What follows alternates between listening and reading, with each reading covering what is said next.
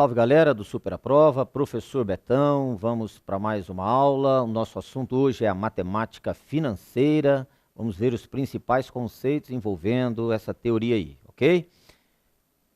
Os assuntos abordados nessa aula, então, conceitos fundamentais, juros simples, juros compostos e o deslocamento do capital ao longo do tempo. Algo muito importante na matemática financeira, principalmente depois, consequentemente, o que nós chamamos de análise de investimentos, que, na verdade, tudo se resume nisso, é o deslocamento do dinheiro ao longo do tempo, de um valor presente para um valor futuro e vice-versa, ok? Muito bem.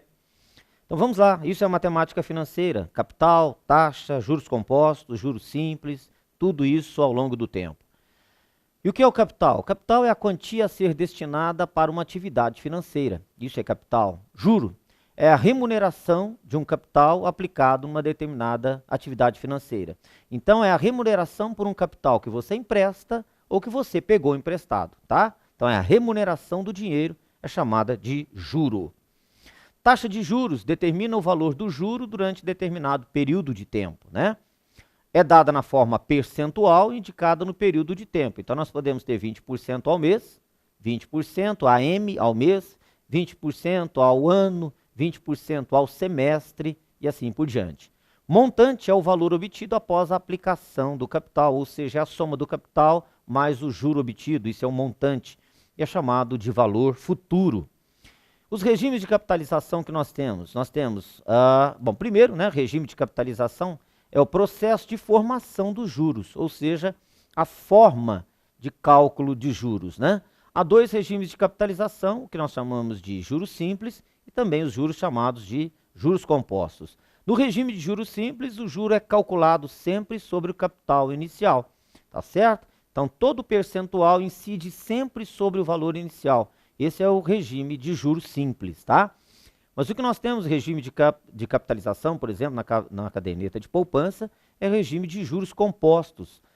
Os juros a partir do segundo período é calculado sobre o montante já do período anterior. É o que nós chamamos então de juros sobre juro, perfeito? Então, o percentual vai sendo calculado sempre em cima já do montante, do valor que está sendo acumulado e não mais como no regime de juros simples sobre o capital inicial, ok? Bom, no regime de juros simples, então, os juros incidem exclusivamente sobre o capital aplicado, logo apresentam valores idênticos após cada período de tempo. Os juros são diretamente proporcional ao capital e ao tempo, e a taxa é a constante de proporcionalidade. Então, nós temos que J igual a CIT, uma formulazinha bem conhecida, nesse formato, juro é igual a capital vezes taxa vezes tempo, tá? Lembrando, então, aí, nosso capital C e é a nossa taxa percentual, geralmente, então, a gente, para cálculos mais rápidos, a gente pode estar na forma decimal, e sempre o período de tempo. Lembrando que a taxa e o tempo devem estar na mesma unidade, hein, moçada, Se a taxa de juros é mensal, o nosso tempo tem que ser mês e assim por diante, não esquecer nunca disso. O montante já é a soma do capital com os juros do período, ok? Muito bem. No regime de juro composto, são calculados de acordo, os juros são calculados de acordo com o montante acumulado até o período anterior, ou seja, o montante após uma quantidade T de períodos de tempo. Bom, se nós temos que o juro é capital vezes taxa vezes tempo, aqui nós temos que o montante vai ser sempre aumentado exponencialmente, de tal forma que o montante é capital que multiplica 1 mais a taxa elevado a T, tá? Que é o nosso tempo, então.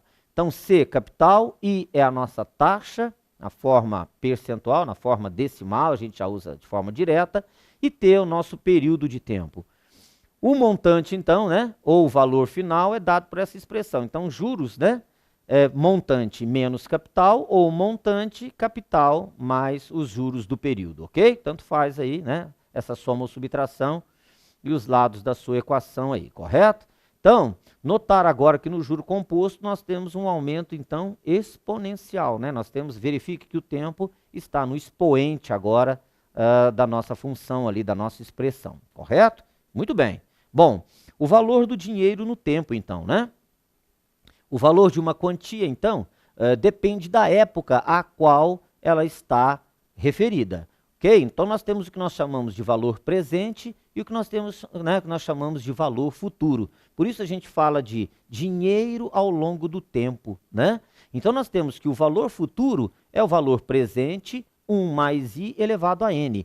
Note que essa formulazinha de valor presente é a que nós acabamos de ver lá para a nossa formulazinha de cálculo de montante, que é capital 1 mais i elevado a t.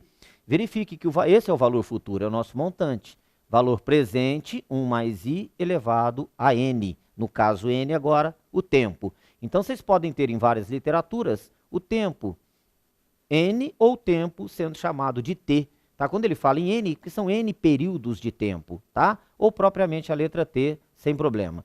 Verifique ainda nessa expressãozinha aí, que se eu quero agora trazer o valor futuro para o valor presente, muito interessante, a gente vai precisar disso nos exercícios, tá? Lembrem-se bem, né, dessa formulazinha aqui. Então, valor presente agora, olha, repare, é o valor futuro dividido por 1 mais i elevado a n. Essa fórmula que você vê aqui, nada mais é do que uma consequência dessa, agora isolando o valor presente. Então, é o valor futuro dividido por 1 mais i elevado a n, tá? Então, eu posso pegar o valor presente, levar para o futuro, trazer o valor futuro para o valor presente. Isso se faz demais em análise de investimentos, lá na administração, nas engenharias, tá? Para se verificar a questão de negócios mesmo, tá? As projeções que se faz ao longo do tempo. Perfeito? Muito bem, é isso aí. Ok, até a próxima.